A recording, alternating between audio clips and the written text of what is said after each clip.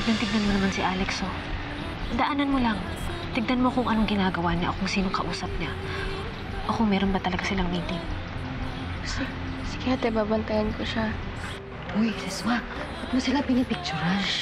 Ate, huwag ka sana mabibigla sa sasabihin ko, ha? Di kaya kay Miss Judy yung bracelet? Anong problema? Bakit kasi ang aga mong umalis sa photoshoot natin? Tapos ngayon late ka pa sa meeting. Ano mang ginagawa mong mas importante pa sa kasal natin? O baka naman may iba ka pang inaatupag? Where is this coming from? Nakita ko sa table ni Kuya Alex.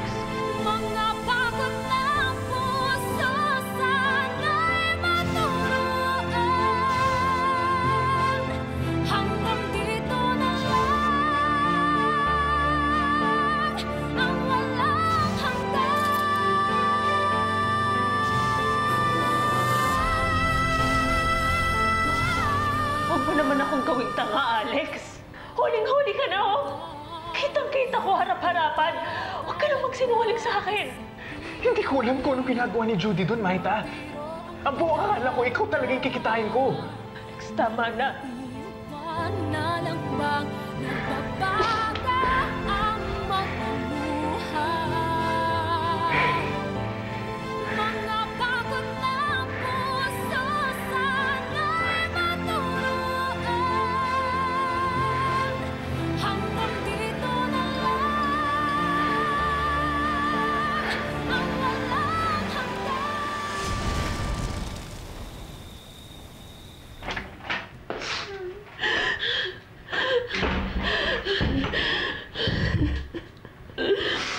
Ate.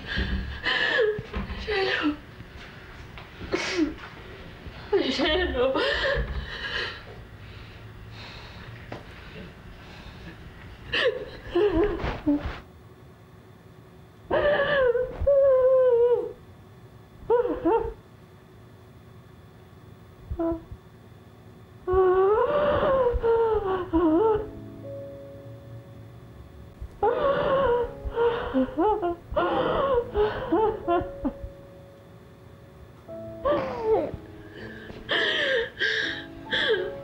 Tama nga yung kutob ko. May babae nga si Alex. At hindi ko inakalang magagawa niya sa akin to kung kailan ikakasal kami. Sino babae niya, ate? Si Judy. Sa tayo nakita ko magkasama sa isang kwarto. Maita! Maita!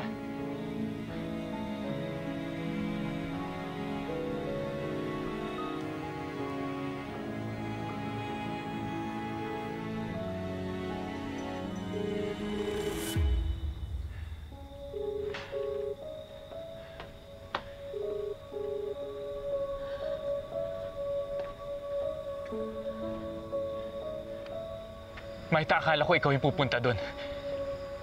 Nakita ko na lang yung susi doon sa table ko. Alex, huwag ka nang magdahilan. Wala naman tayong usapan na magkikita tayo doon. Kasi nga akala ko ikaw. Akala ko gusto mo bumawi sa akin kasi magkaaway tayo. Akala ko surprise. Alam mong hindi ko style yan. Alex, umamin ka na lang kasi. Nahuli na kita eh. Maita, wala akong dapat aminin. Kung gusto mo, daling ko si Judy dito para malaman mo na wala talaga kami relasyon. Bakit pa kasi hindi mo na lang sabihin yung totoo? Kaysa hindi natagdagan mo yung kasinungalingan mo. Alex, please. Aminin mo na lang sa akin at ipangako mo sa akin na hindi nyo na ito itutuloy ni Judy. Baka mag-aayos pa tayo. Baka mapatawad pa kita. Maita, wala ka bang tiwala sa akin? Alex naman, tama na! No! Ikaw ang tama na! Palagi na lang tayo nag-aaway eh. Palagi ka nakakahanap ng dahilan para magalit sa akin. Yung mga desisyon ni Mama na hindi ko kontrolado. Yung gown. Si Christina nga pinagsilosan mo eh. Pati sa photoshoot. Pati yung pagiging late ko sa meeting, ginagawa mo malaking issue. Dahil may tinatago ka. May tawala nga. Kaya ayoko sinasabi sa iyo yung paso kasi pinagdududaan mo lang naman ako eh. Eto. Ha? Eto. Kanina to. kinalaman yan? Nakita ko to sa kotse mo. Dahil dito ba? Pinagdududahan mo ko? Ni hindi ko nga alam kung kanino yan eh. So parang yung pagkikita niyo ni Judy? Hindi mo rin alam? Eto, paano mo to ipapaliwanag? Marta, nag-uusap lang kami dyan. At saka bakit meron ka niyan? Pinapasundan mo ko? Ba't mo ginawa yan? Alex, ako pa ngayon? Ako pa? Ikaw tong may kalokohan? Wala nga! Ganyan lang ba ang tiwala mo sa akin? Ganyan lang ba ang tingin mo sa pagmamahal ko sa'yo?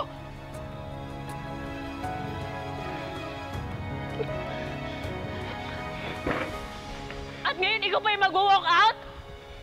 Ang galing-galing mo naman!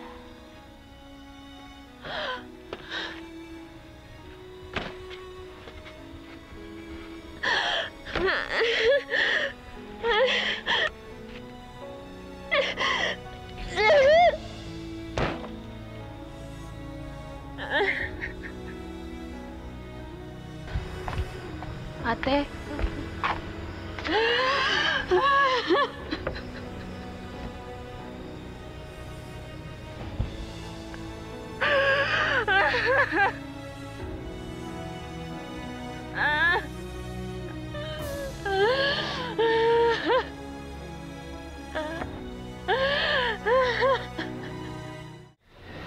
May picture pa talaga siya ni Judy. Eh kung ayaw niya maniwala, edi sige. Huwag siya maniwala, bahala siya. Nagagalit pa siya na pinasundan ko siya. Eh kung hindi ko naman siya pinabantayan sa'yo, hindi ko malalaman yung totoo. Pinagmumukha nila akong tanga. Paupain mo na lang muna siguro. Mag-usap kayo ulit kapag malalamig na yung mga ulo nyo. Paano nga kami mag-uusap ni Maita? Hindi nga nakikinig sa akin eh. Anong gusto niya? Maniwala ako na hindi niya alam na nandun si Judy? Eh magkasama nga sila sa kwarto. Huling-huli ko na sila. Pagkatapos ng lahat-lahat? Lang lahat-lahat na ganito magiging tingin niya sa akin? O di sige, ako na. Ako na may ka-affair. Bro, hindi mo rin naman kasi masisisi talaga si Maita. Siyempre, yung history mo, tapos may makikita pa siyang babaeng kasama mo. Nakahubad pa. Bakit naman kasi? Teka pare, ano ba talaga kayo kasi ni Miss Judy? Wala. Wala talaga. paano kayo, ate? Paano yung kasal niyo ni Kuya Alex? Hindi ko alam, Shelo. Paano ko naman papakasalan ang isang lalaking niloloko lang ako? Kung ngayon pa lang, na hindi niya ako kayang pagkatiwalaan, para saan pa rin papakasal kami? Bakit pa? Hindi wag na lang ituloy ang kasal niyan. Buisit na Jody yan. Sinisira kayo ni Kuya Alex. Bastos siya. Alam niya namang engaged kami. Sumisingit pa siya. Kaya nga, ang landi-landi niya. Malakas ang loob niya dahil alam niyang gusto siya ni tita. Naturingang edukada, hindi man lang matutong lugar. Ate, di ba dapat siya kausapin mo?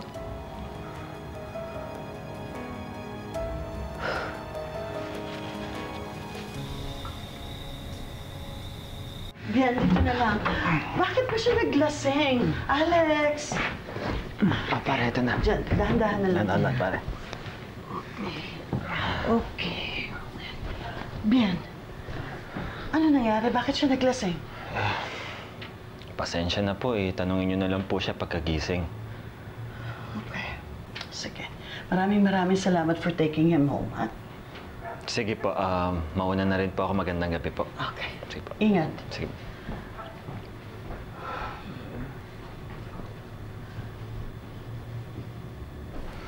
Alex? Alex, anak. Alex. Maita, please. Maniwala ka.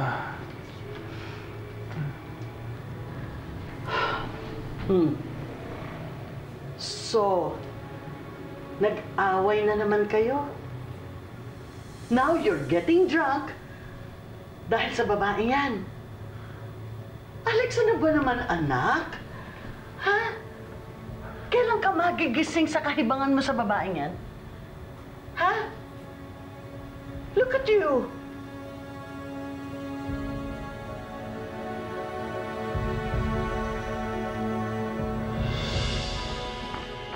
Judy, Maita,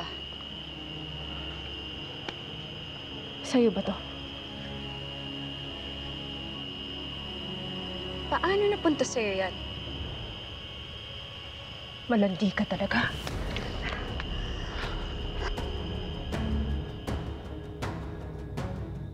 Paano mo nagawa sa akin to? Alam na alam mo yung pakiramdam ng maloko at masaktan. Bakit mo ginagawa sa iba? Bakit mo nilalandi si Alex? I know you're upset with what you saw. Kaya papalampasin ko yun. But you better watch your words, Maita. Dahil wala akong nilalandi. It just so happens na click pa rin kami ni Alex. Wala kang nilalandi. Kaya naman pala hubad ka nung hinihintay mo yung fiancé ko. Kapal ng mukha mo. Kaya naman pala hindi na ako komportable sa pagdating mo dito. It's not my fault that Tita likes me here. Lalong-lalo na, it's not my fault if I'm better than you. I have far better ideas and far better taste. Now, if you're not comfortable with that, then problema mo na yun. Talagang problema kita. Kaya naman pala pinagsisiksikan mo yung sarili mo dito sa resort. Pati sa mga wedding plans namin ni Alex. Dahil gusto mo siyang agawin sa akin. I don't need to steal him away from you. Because you yourself, you're driving him away dahil sa mga insecurities mo. Now stop blaming me and get the hell out of my face!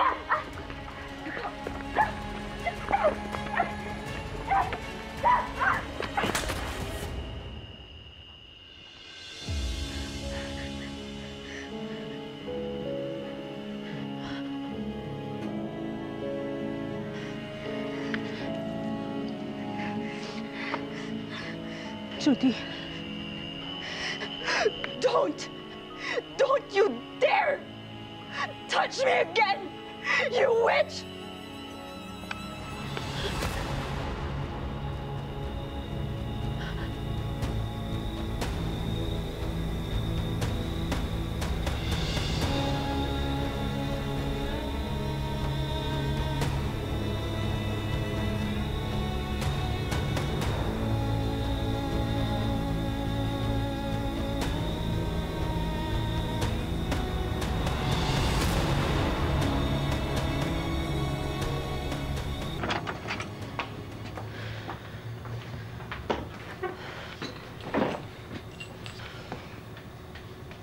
Sumobra yata ako kay Judy, Shelo.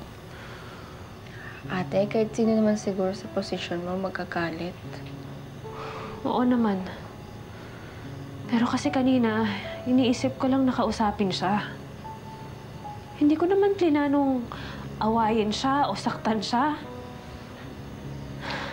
Pero nung kaharap ko na siya, ewan ko, hindi ko napigilan yung sarili ko. Nakakapi ko naman talaga siya eh. Ate, fiancé mo yung inaagaw niya. Kaya tama lang lahat ng sinabi mo kanina. Kahit naman ako kumukulo dugo ko sa kanya eh. Pero hindi ko pa rin dapat siya sinaktan, Shelo. Mas masakit pa din ginawa nila sa'yo, ate.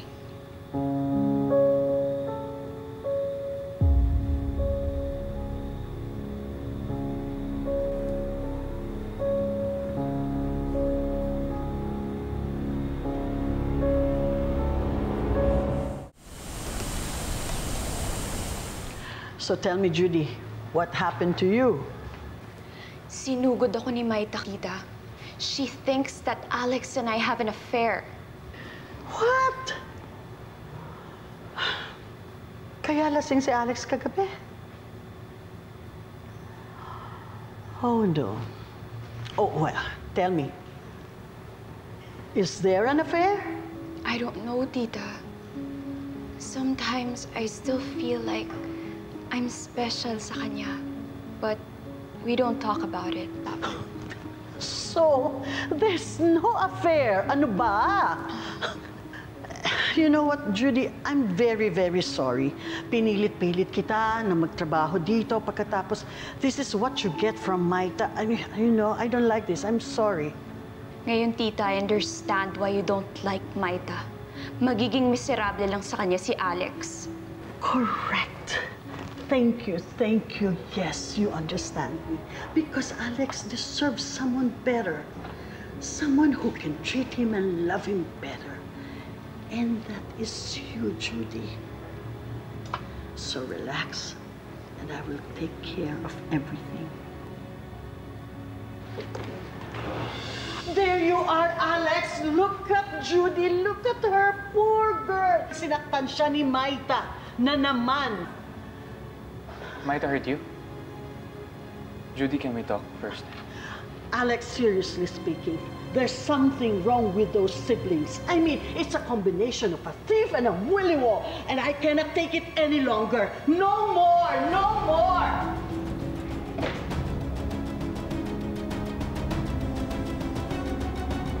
Ate, sigurado ko ba talagang pupuntahan mo si Miss Judy? Huwag na lang kaya. Oo, Shelo. Gusto ko lang siyang i-check. Baka magkasalpukan na naman kayo eh. O baka isipin niya tumitiklop ka. Come on, Judy. Ayun. Kayong dalawa. Ha? Kayong dalawa. Dapat talaga hindi ko binago ang desisyon ko na paalisin kayo dito. How dare you lay a hand on Judy? Tita, hindi ko naman po sinasadyang saktan si Judy eh. Sumama lang po talaga yung loob ko. Based on what? Your baseless accusations? Nakita ko po silang dalawang magkasama sa loob ng kwarto. Hindi pa po babasihan yun? Maita, wala kaming affair. Hindi mo dapat sinaktan si Judy. At ngayon pinagtatanggol mo pa siya, Alex? Hindi lang si Judy yung nasaktan dito. Mas masakit pa nga yung ginawa niyong dalawa sa akin eh. Maita, wala nga kaming ginagawa. Makinig ka naman. Palagi na lang tayo nag-aaway, nakakapagod na din. Ikaw lang ba yung napapagod, Alex? Ikaw lang ba yung nahihirapan? Hirap na rin ako sa inyo. Makibagay sa inyo, makibagay sa mundo nyo. Eh, kung nahihirapan ka na,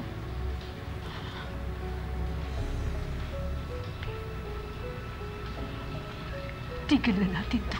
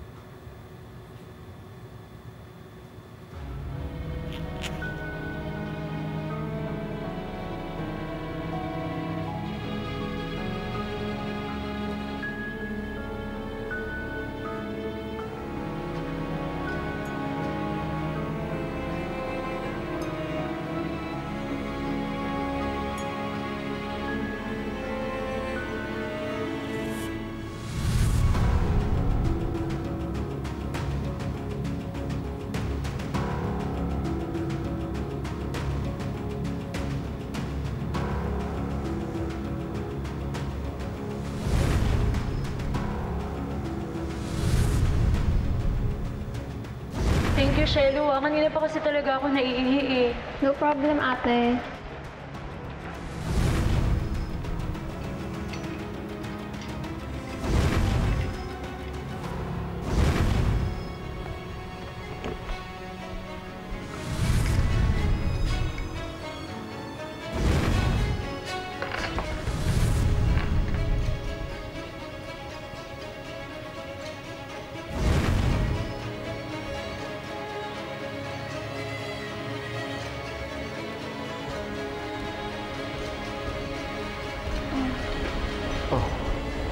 Shelo, anong ginagawa mo dito?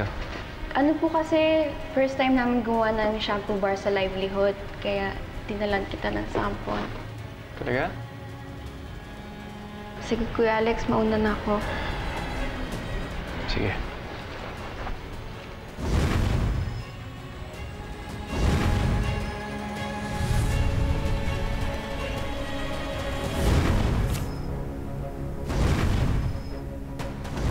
Nakita ko sa table ni Kuya Alex.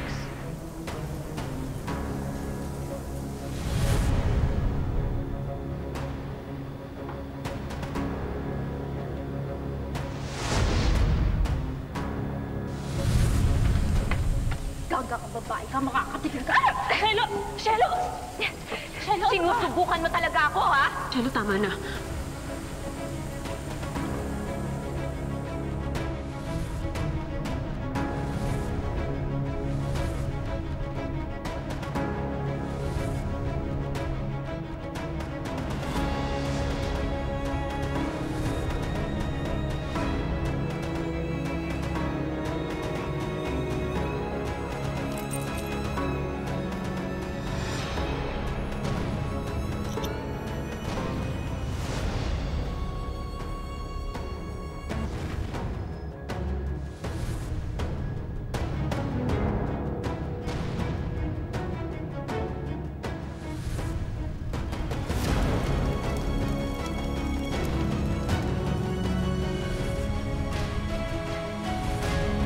Shelo, may mga kailangan pa ba dito sa loob? Oo. Ha? Ako nang bahala.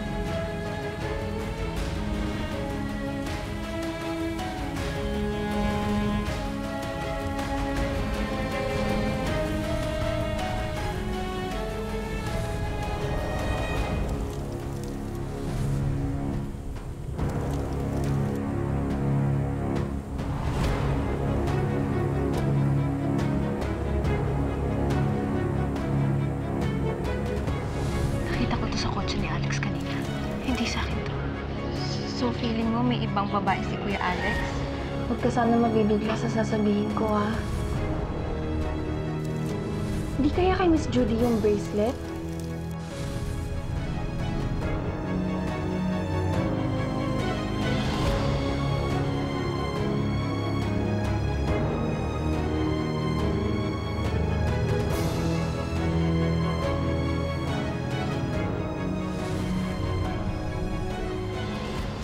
May gustong manira sa amin, Ben. Huwag mo naman sabihin pati ikaw hindi na naniniwala. Para kasi nagpapalusot ka lang eh. So anong gusto mo palabasin?